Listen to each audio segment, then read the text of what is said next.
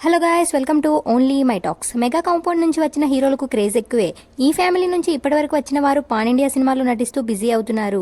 ఇక చిన్న హీరోలు అంటే చివరగా వినిపించే పేరు వైష్ణవ్ తేజ్. మొదటి సినిమా ఉప్పెన తప్ప తన ఖాతాలో సరైన హిట్ అయితే పడలేదు. అయితే ఈ మధ్య సినిమాల కన్నా ముందు సోషల్ మీడియాలో ఇతడి గారి పేరు ఎక్కువగా వినిపిస్తుంది.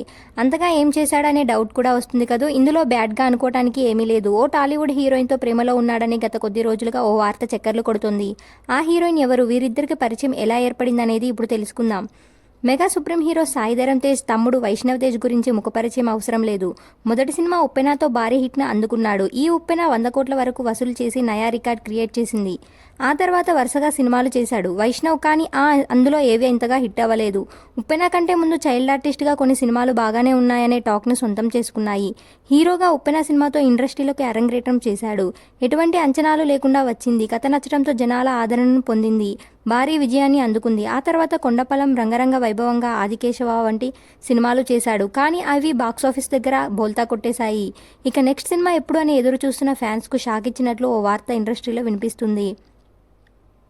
అదేంటంటే ఈ మెగా హీరో కెరీర్లో నత్తనడకగా సాగుతుంది. కొత్త సినిమాలు అయితే అనౌన్స్ చేయలేదు, కానీ పెళ్లిపీటలు ఎక్కబోతున్నాడని ఓ వార్త గత కొద్ది రోజుల నుంచి సోషల్ మీడియాలో వినిపిస్తుంది. ఓ హీరోయిన్తో వైష్ణవ్ డేటింగ్ చేస్తున్నాడని రూమర్స్ వినిపిస్తున్నాయి. ఆ హీరోయిన్ ఎవరో కాదు, ఆమె అందాల భామ రీతూవర్మ. లావణ్య వరుణ్ తేజ్ పెళ్లిలో రీతూవర్మ సందడి చేసింది. అలాగే మెగా ఫ్యామిలీ ఫోటోలను రీతూవర్మ కనిపించింది.